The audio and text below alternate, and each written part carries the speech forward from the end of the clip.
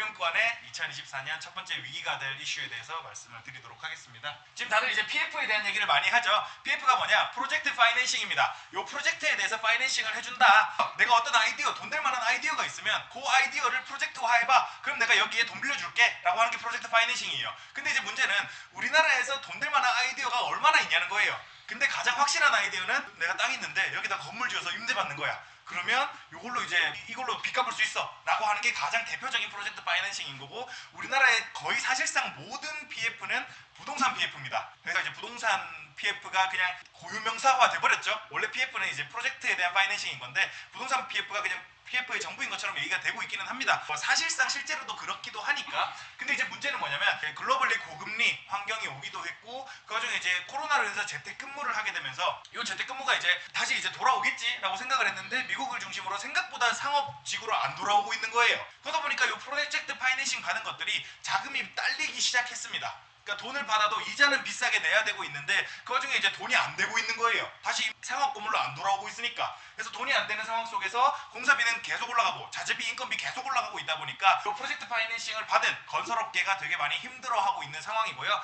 비단 우리나라뿐만 아니라 전 세계 모든 이 PF 관련 건설업체들이 되게 진짜 매우 높은 리스크를 가지고 있는 상황입니다. 당연하겠지만 그 건설업체에 돈을 빌려준 은행들, 증권사들, 그런 PF를 내준 기업들도, 금융사들 또한 되게 리스크가 큰 상황이고요. 그래서 이제 요 익스포저라고 하거든요. 그 위험에 대한 노출도를 익스포저라고 부르는데 일부 증권사 같은 경우는 그 익스포저가 30% 40%에 달할 정도입니다. 그러니까 이제 그 건설업체가 망하면 30% 40%가 리스크에 그대로 노출된다라고 볼 수가 있는 거죠. 근데 어쨌든 간에 이것도 되게 큰 리스크기는 한데, 근데 이제 이게 언제 터질지 모르는 아직 미지수로 남아 있는 건데 확실히 무조건 터질 거, 그러니까 이제 이거를 이제 회색 코뿔소라고 부르거든요. 그러니까 우리 예상치 못한 사태가 발생하는 걸 블랙스완이라고 부르잖아요. 세상에 흑조가 어딨냐? 흑조가 없는 줄 알았던 시절에 세상에 흑조가 어딨냐? 이 블랙스완은 일어날 일이 없다. 세상에 없으니까 라고 생각했던 일들이 일어나는 거를 블랙스완이라는 경제학 용어를 썼었거든요. 흑조가 나타났다. 이제 9.11 테러라거나 서브프라임 모기지 때도 그랬었죠. 근데 이제 이 눈에 확실히 보여요. 이게 위기라는 게 눈에 확실히 보이는데 이걸 피할 길이 없습니다. 얘가 달려오고 있어요. 그거를 이제 회색 코뿔소라고 부릅니다. 영어로 뭐라고 하는지 모르겠는데 어쨌든 이 그레이 뭐겠죠? 회색 코뿔소라고 부르는데 그게 요겁니다. 아마 뉴스를 좀 보시는 분들은 이 사태가 뭔지 이미 아시고 계실 거예요. 이미 아시고 계실 텐데 ELS 사태가 지금 일파만파로 큰 이슈가 될 조짐을 보이고 있습니다. 조짐의 문제가 아니라 이건 확정입니다. 확정인 게 뭐냐면 ELS가 뭔지부터 일단 말씀을 드려야겠죠. ELS는 Equity Linked Security라는 건데 LS라고 붙은 거는 다 링크드 시큐리티예요.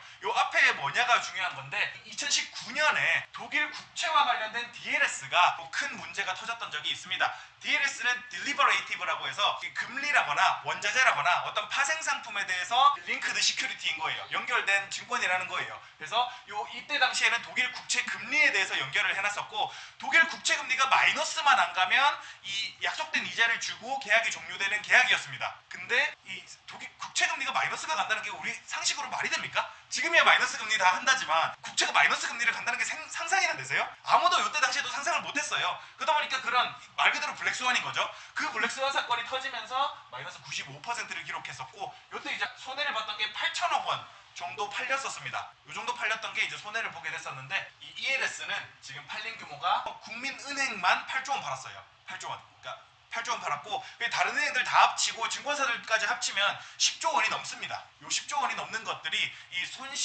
상환이 안 될 리스크에 직면해 있다라고 말씀을 좀 드릴 수가 있는 거죠. 그러니까 ELS가 지금 이런 상황이라는 거는, 그런데 ELS가 뭐냐? 제가 미래에셋 증권에서 직접 캡처를 해왔습니다. 이게 이번에 나온 거예요. 12월 7일 날 청약을 하게 될 겁니다. 지금 이제 모집 기간이에요. 이 모집 기간이고, 모집을 하면서 쭉 했다가 이제 12월 7일을 기준으로 해가지고 청약이 될 건데, 뭐냐? 기초자산을 일단 둡니다. 그 기초자산을 뭘로 하냐? 유로스탁스 50 지수나 S&P 500 지수, 항생지수, 요 세 개를 기초자산으로 한답니다. 그래서 요 기초자산을 12월 7일의 기준가격을 딱 봐놔요. 12월 7일의 기준가격을 딱 봐놓고 우리 이거를 6개월마다 평가를 하겠습니다. 그리고 만기는 3년이에요 라고 보는 거죠. 6개월마다 평가를 하는데 뭐냐? 처음 6개월이 지났습니다. 처음 6개월이 지났을 때 처음 시작한 금액, 요거 딱 기준가격 정해놨을 거잖아요. 그거의 세개 정보가 85% 이상만 되면 우리는 연환산 7% 이자 주고, 그러니까 6개월이니까 3.5% 주겠죠. 3.5% 주고 계약을 종료하겠습니다. 근데 만약에 85%보다 밑으로 떨어졌다? 그러면 1년 기다려볼게요. 1년 기다렸을 때 그대로 85% 이상이다? 그러면 7% 주겠습니다. 그리고 계약 종료예요. 또 안 됐다? 그러면 18개월 기다려보겠습니다. 그럼 이제 요때는 이제 만약에 요때 이게 뭐 조건을 맞추게 된다면 10.5%가 되겠죠? 근데 이제 그때도 안 됐다? 그럼 24개월 기다려볼게요. 그러면 이제 14% 줍니다. 요때면. 근데 안 됐다? 좀 더 기다려볼게요. 30개월. 근데 이제 이것도 80%인데 이때도 안 됐다? 그러면 이제 3년까지 가는 겁니다. 그러니까 웬만하면 조기 상환되는 게 ELS예요. 특별한 이변이 없다면 웬만하면 조기 상환되는 게 ELS입니다. 근데 진짜로 말도 안 되는 상황이 터진 게 지금 만기까지 가는 상황인 게 ELS예요. 근데 지금 요거를 약속한 건 뭐냐? 만약에 이거 3년 만기가 됐을 때 80% 이상이면 3년 동안 21%니까 7%에 3년이면 21%니까 21% 주고 계약 종료할게요. 근데 만약에 80%안 됐다? 80%안 됐으면 우리 조건 하나 더 있어요. 요 조건 하나 더 있습니다. 진짜 40% 밑으로만 뭐 하나라도 우리 정해놓은 세계의 지수가 40% 밑으로만 안 떨어지면 우리 요 약속한 이자 줄게. 근데 상식적으로 생각해 보십시오. 지수가 40%까지 떨어질 거라고 누가 상상이 납니까? 지수가 60% 떨어질 거라고? 설마 무조건 만기 받겠지 라고 하는데 만약에 그거 하나라도 40% 밑으로 떨어진 게 있다? 하락폭이 가장 큰 기초자산의 하락률만큼 원금 손실이 발생을 합니다. 근데 만약에 여중에 자산 중에 하나라도 뭐 38%까지 갔다? 그리고 이게 만기일이 됐을 때 언제야? 2026년 12월 2일이 됐을 때 36%다? 그러면 나는 100억 넣었으면 36억밖에 못 건지는 거예요. 뭔 말인지 이해되셨죠? 자, 이런 상품입니다. ELS는. 그래서 이거는 그러면 언제 하는 게 유리하냐? 증시가 상승할 것 같을 때? 상승할 것 같으면 뭐하러 이걸 합니까? 상승하는 거 그냥 사면 되지. 그러니까 이 상품을 하기 가장 좋은 시기는 증시가 횡보할 것 같을 때 하기 제일 좋아요. 애매할 때. 그러니까 급격한 하락은 없더라도 오르진 않을 것 같은데 이런 관점일 때 ELS가 그래도 7%면 나쁘지 않잖아요. 지금 이자율이 4%인 걸 감안하면 증시가 큰 이변이 없다면 웬만하면 상환될 가능성이 높을 거니까 이때 하기가 제일 좋은 겁니다. 근데 이제 문제가 되는 게 뭐냐? 2021년 초에 팔린 거예요. 이거는 2021년 2월 19일 날 팔린 ELS입니다. 2월 19일 날 팔린 ELS인데 근데 이제 확실히 이거 매력적일만 해요. 왜냐면 그때 당시에 적금 이자 2% 줄 때였거든요. 2%도 안 줄 때였어요. 근데 얘가 5.2% 준답니다. 5.2%. 되게 매력적일만 하지 않아요? 되게 매력적일만 한데 일단 뭐냐? 조건은 처음에 92%, 92%, 90%, 87%, 82%랍니다. 근데 만약에 만기까지 왔다? 그러면 52% 미만까지만 안 떨어지면 뭐 하나라도 52% 미만까지만 안 떨어지면 우리 약속한 이자 줄게 라고 한 거죠. 근데 만약에 하나라도 52% 밑으로 떨어졌으면 기초자산 떨어진 만큼 니네 원금 못 받아 라고 얘기를 했던 계약인 거죠. 근데 문제가 뭐냐? 이 홍콩 항생지수입니다. 유로스탁스 50 문제 없고 S&P 500 문제 없어요.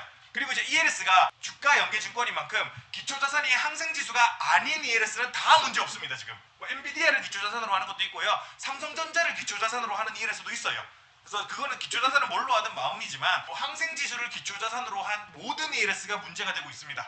뭐냐면 한참 21년 이제 만기가 코앞이죠. 요 한참 만기가 코앞인 요거를 계약할 때 요때 항생지수가 12,000이었다는 겁니다. 근데 12,000이었던 항생지수가 가장 낮게 떨어졌을 때 4,900까지 갔어요. 그러니까 12,000 대비했을 때는 거의 뭐 한 36%까지 빠지게 된 거죠. 36%. 그러니까 일단 낙인이 40%보다 높은 거는 무조건 다 손실 확정이에요. 사실상 손실 확정인데 요 항생지수가 어디까지 회복을 하냐가 관건인 거죠. 뭔 말인지 이해되시죠? 그래가지고 요 ELS는 사실상 손실 확정이라고 봐야 됩니다. 사실상 손실 확정인 거고 이제 이 항생지수가 그러니까 유로스탁스 50 문제 없고요. S&P 500 문제 없습니다. 요 두 개 문제 없는데 요 항생지수가 어디까지 회복을 하냐가 얘네가 원금을 얼마까지 건질 수 있냐의 문제인 거죠. 만약에 항생지수가 이 기준가격의 80%까지 올라오면 또 괜찮습니다. 그러면 이제 15% 이자 받고 계약 종료돼요. 근데 문제는 요 계약할 당시에 항생지수가 12,100이었거든요. 이 2월 19일 당시에 종가가 12,100이었는데 요게 이제 80%까지 올려면 9,600까지 올라와야 돼요. 9,600까지 올라오려면 지금 5,800입니다. 5,800에서 9,600까지 올라오려면 거의 60% 정도 올라야 돼요. 항생지수가. 말이 됩니까? 말이 안 되는 거죠. 말이 안 되다 보니까 요 문제는 100% 터지는 겁니다. 지금 코뿔소가 내 앞으로 달려오고 있어요. 눈에 훤히 보입니다. 2월 19일에 나는 죽는다라는 게 보여요. 근데 피할 수가 없는 겁니다. 이게 지금 ELS예요. 이게 그 회색 코뿔소라고 불리는 그거인 거죠. 그래서 진짜로 이게 9,600까지 회복이 되기를 바랍니다. 자, 간절히 바래요. 근데 아마 그런 일은 이게 12,000에서 여기까지 떨어지는 가능성보다 훨씬 적다라고 말씀을 조금 드릴 수가 있겠습니다. 그래서 다른 항생지수가 아닌 다른 거를 기초자산으로 하는 ELS는 전혀 문제가 없었습니다. 근데 여기 이제 문제가 되고 있고 지금 이미 뉴스로 많이 뜨고 있어요. 뉴스로 많이 뜨고 있고 그래서 이제 이번에 이복형 금감원장도 은행권에 니네 이거 왜 팔았냐 70대 이상 노인한테 이거를 왜 팔았냐 라고 이제 엄청 질타를 했다고 하는데 근데 웃긴 건 뭔지 아세요? 요 ELS의 재가입률이 90%랍니다. 지금 팔린 ELS 중에 재가입으로 가입한 ELS가 90%랍니다. 그러니까 ELS가 그랬던 거예요. 항상 조기 상환이 되니까 근데 은행보다 이자가 나으니까 했던 사람이 또 하고 했던 사람이 또 하고 있던 거예요. 근데 그게 그러니까 이런 블랙스완이 생길 때 터지는 이슈가 되는 겁니다. 근데 이제 과연 그러면 그 사람들은 만약에 은행권이 책임 전가해가지고 은행권이 그러면 이거 손실 우리가 은행이 떠안아야지 금감원이 만약에 이렇게 얘기를 한다? 은행권이 손실 떠안으면 여태까지 수익 봤던 거는 뱉어낼 겁니까? 이거 했던 사람들? 그것도 아니거든요. 그러니까 이거는 그래서 그러니까 선악 구도를 떠나서 그러니까 은행이 70대 노인한테 이걸 파는 게 말이 되냐? 이걸 떠나서 과연 이걸 누구 잘못이냐라고 하면 정말로 되게 어려운 문제가 돼요. 진짜 되게 어려운 문제가 됩니다. 근데 대부분의 은행권들은 팔 때도 당연히 이거 진짜 전혀 안 위험해요 라고 얘기했을 가능성도 없진 않아요. 분명 항생지수가 지수가 40%까지 빠질 가능성에 대해서 누가 생각합니까? 독일 국채가 마이너스 금리를 갈 일이 없다고 생각하는 것처럼 지수가 그렇게까지 떨어질 일은 없다고 진짜 모두가 그렇게 생각을 해요. 그러다 보니까 불안전 판매에 대한 가능성도 분명히 있습니다. 근데 가입자와 이 판매자 사이의 그 괴리에 대해서 이 책임 문제에 대해서 어떻게 해석할지는 되게 정부에서도 어려운 문제가 되기는 할 겁니다. 그래서 뭐가 됐든 간에 요거는 내년에 가장 첫 번째로 터질 문제가 될 거예요. 1월에도 분명 팔았고 2월에도 분명 팔았으니까 내년 1월부터 이미 터질 게 많습니다. 요게 일단 2024년에 첫 번째 위기가 될 이슈라고 말씀을 좀 드릴 수가 있겠습니다. 전해를 드리자면요. 금융권은 은행을 중심으로 3년 만기 ELS를 판매하고 있습니다. 주식을 기초자산으로 해서 발행 당시의 주가를 기준가격으로 두고 금융사와 내기를 하는 상품이고요. 단일 주식을 기초자산으로 하기도 하지만 주로 지수를 기초자산으로 둡니다. 홍콩 항생지수 또한 주로 이용되는 지수들 중 하나인 와중에 올해 항생지수가 2021년 초 대비 40% 밑으로 하락하는 이슈가 발생을 했고요. 21년 초에 가입한 ELS는 항생지수가 연초까지 9,000포인트 이상 도달하지 않는 한은 손실 확정이 되겠습니다. 훨씬 큰 문제는 ELS의 상품 구조를 이해하고 가입하는 사람이 거의 없다는 거죠. 그냥 여태까지 안전했고 그래도 이제 조기상환은 여태까지 받았고 했으니까 했다는 거죠. 과연 어떻게 될지 좀 이것도 재밌는 관전 포인트가 될 것 같습니다. 혹시 여기서 궁금하신